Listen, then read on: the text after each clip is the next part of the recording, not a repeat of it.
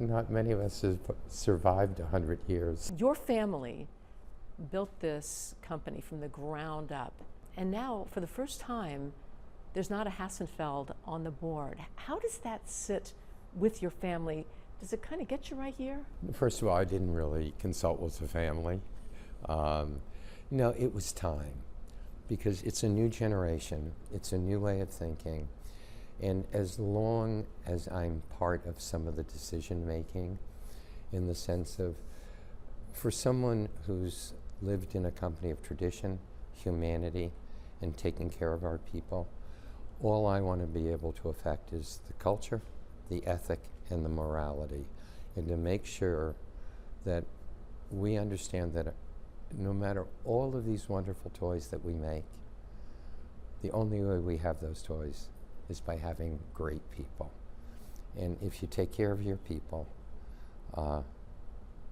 we become a great company. So it's not really, a lot of people staying on too long is ego.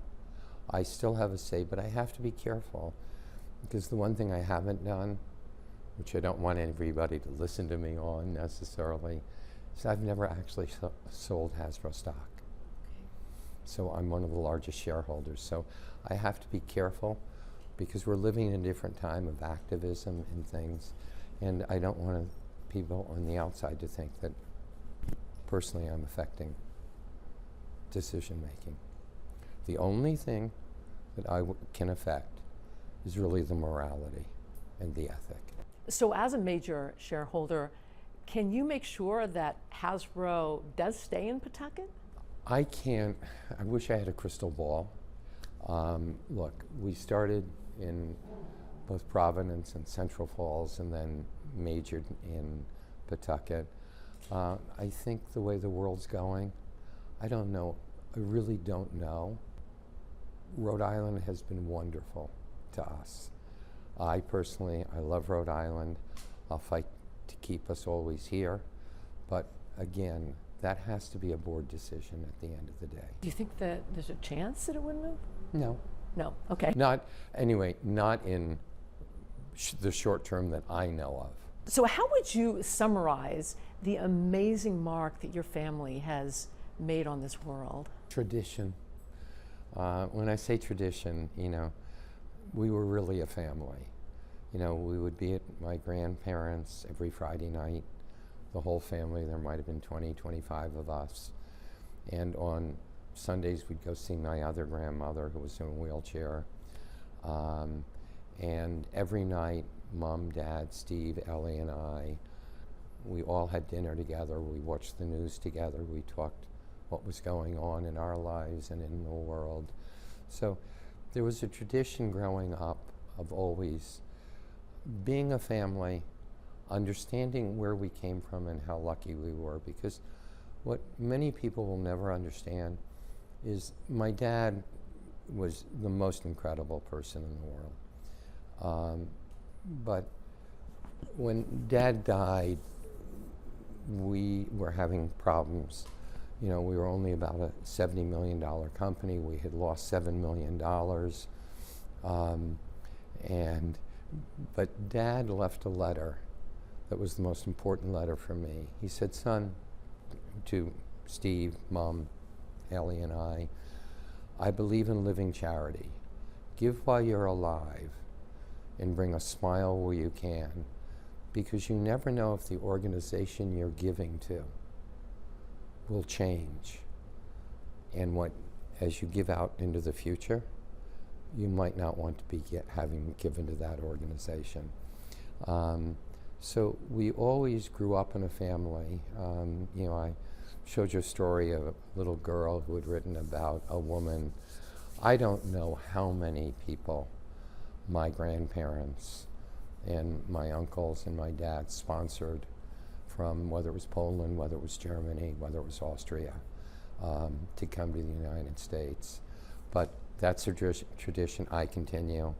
I've got peace scholarships where I've got 4 students from the Ukraine and 1 from Sudan now at Brandeis. But if you're fortunate, and this is what amazes me in the world today, I believe in something Gandhi said, there is enough in this world for human need, but not enough for human greed. And so I wish I could say to everybody, look, if you're fortunate enough to be successful, give back, because you were given. Because we all came into this world the same, with nothing. And we all leave with nothing except one thing, our name. And so for me, the most important thing as I begin to transition is to make sure that the name Hasbro remains Hasbro. What are the high points and the low points of Hasbro? Low points are ever when you have to say goodbye to people. And sometimes you have to downsize, news organizations, the world changes, and you have to rethink the way you do business. When college students ask me, when I talk to them, and I talk, off the cuff, what are your greatest mistakes? It was always with people. I always had a problem saying goodbye to anyone, because I know their history. I knew what they did for the company, but I look at the new people, and as I said to you earlier, yesterday I was Hasbro for half a day, talking about the history to our 60 leaders from around the world, because many of them are new, many of them don't know the history of all that people did. I told you the story, like I started in the factory, I was child labor, I worked on the line. How old were you? 6 or 7 when I used to go in. Oh no, I loved it. I loved working on the line. Just putting the box, we all did. And just remembering that I learned how to do injection molding. I learned how to run a forklift. I had done all of the exercises in manufacturing before things evolved and things changed. You eventually helped Hasbro expand around the world. Yeah, one of the things that someone once said to me after my brother died, and Steve was incredible, was create your own footprint in the snow. Don't follow in someone else's footprint. And when I came into the business, I had said to my dad and my brother, the only way I'll come into the business is, number one, we are family. I've watched brother against brother, father against son in businesses in the world in those days. And if I'm the youngest, if ever there's something that's going to cause friction in the family, I'm out of here. Number two, you brought us up with an ethic and a morality, how to do business.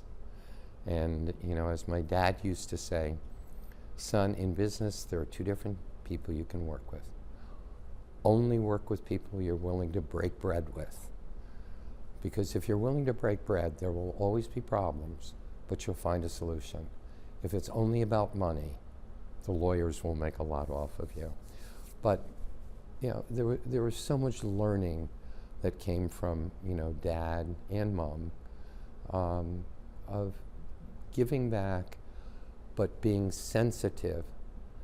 I don't think, and I said this to our people yesterday, be very careful in how you lead. Many people today know how to manage up.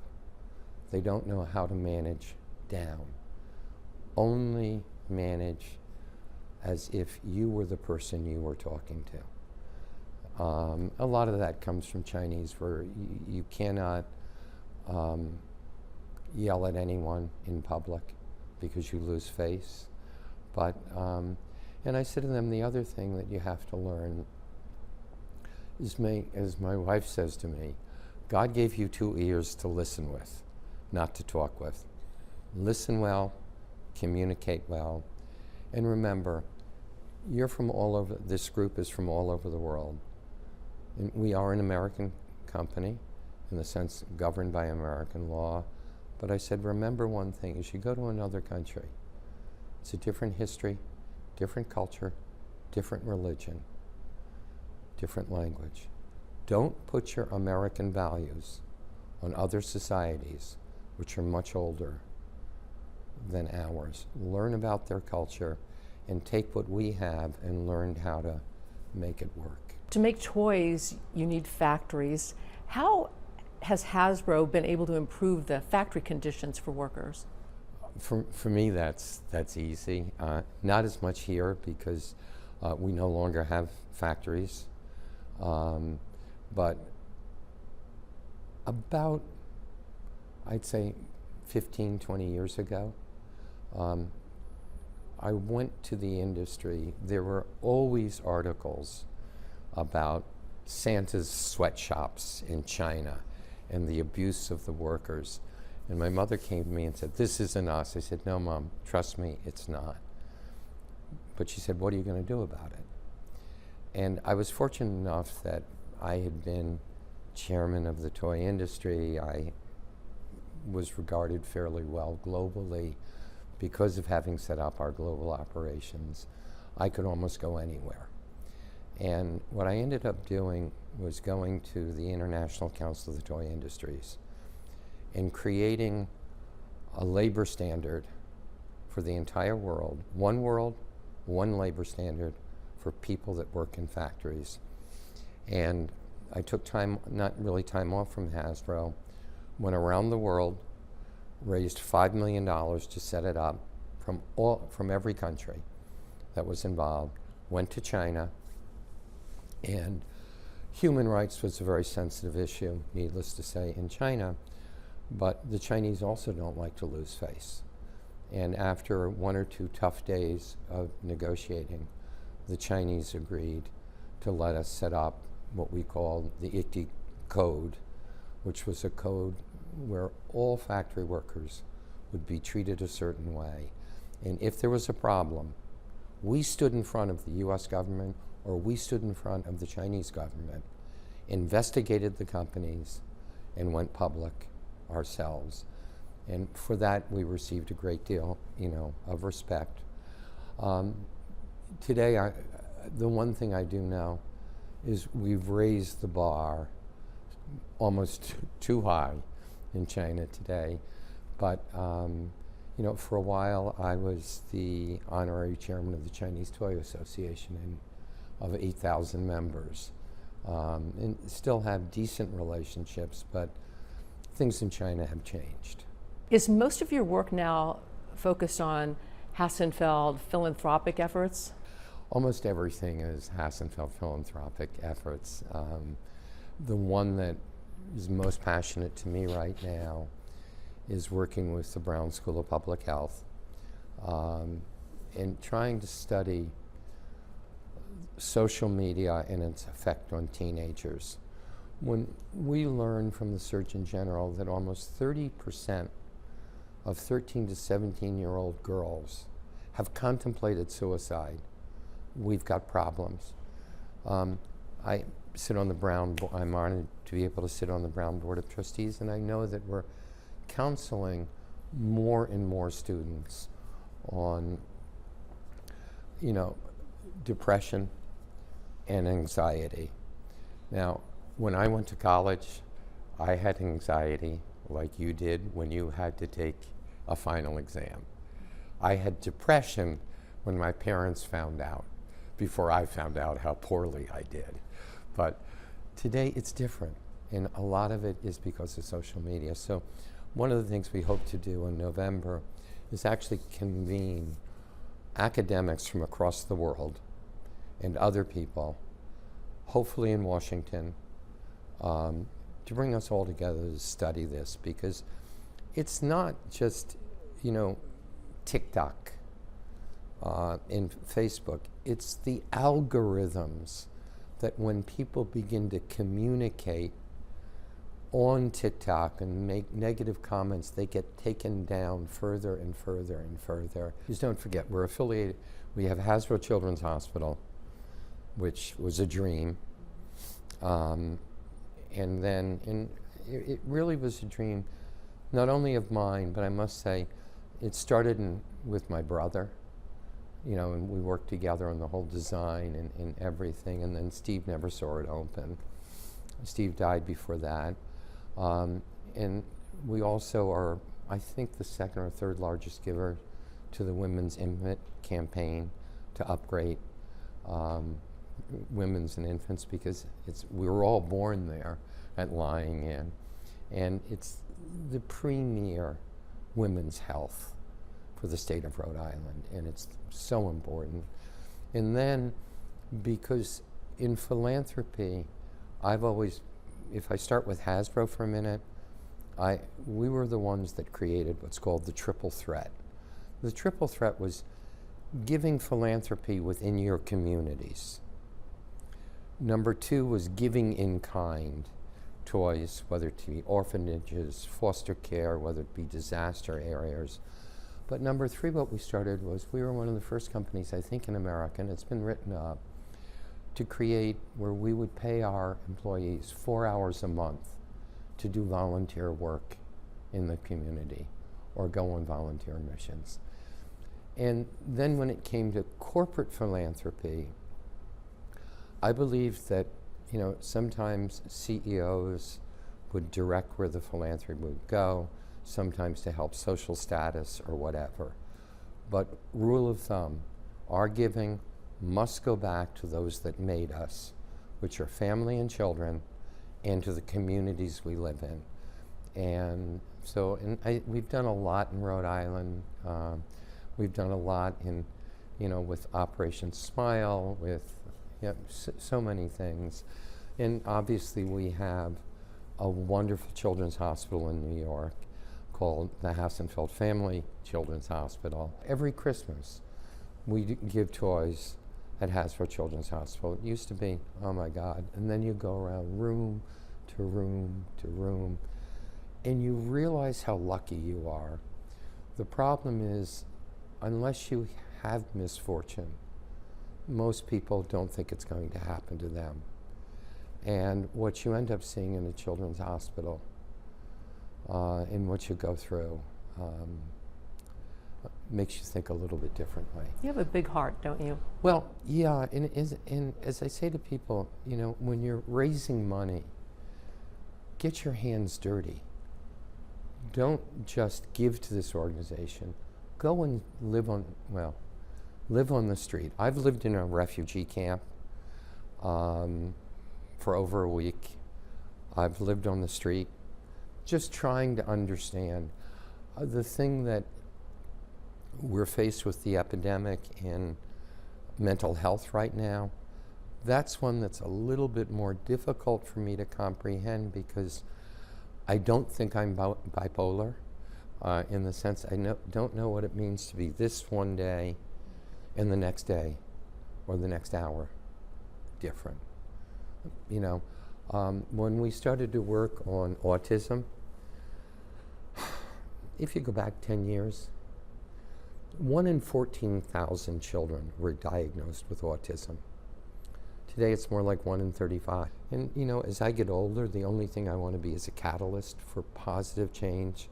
You know, I have different views with people on a lot of things, but listen to what the other side is saying. One of the things that I'm passionate about, and I think it's my quote. I've looked everywhere to see, and I live by, if you have a problem is like an ice cream cone. If you don't lick it quickly, it becomes very messy. Being in the toy business is like no other. Where is it in the world that you can be 90% of the day like a 7-year-old, maybe a 5-year-old, and 10% of the day you have to wear a suit and tie when you're meeting with the bankers? But, you know, it's a special industry, and it has a special obligation. We're supposed to teach kids social skills, creativity. Too often I say to older people like myself, to adults, you've forgotten what it was to be a child. Have you forgotten how to race the wind? And they look at me and say, what do you mean? And I said, didn't you ever fly a kite? Didn't you go chasing the wind? Did you forget? Because always remember that A child's play is a child's work because you're getting them to socialize. And it's one of the things that worries me, because as we do less and less socializing, are we going to lose less humanity? Alan Hassenfeld, thank you so much for joining us. Thanks for having me.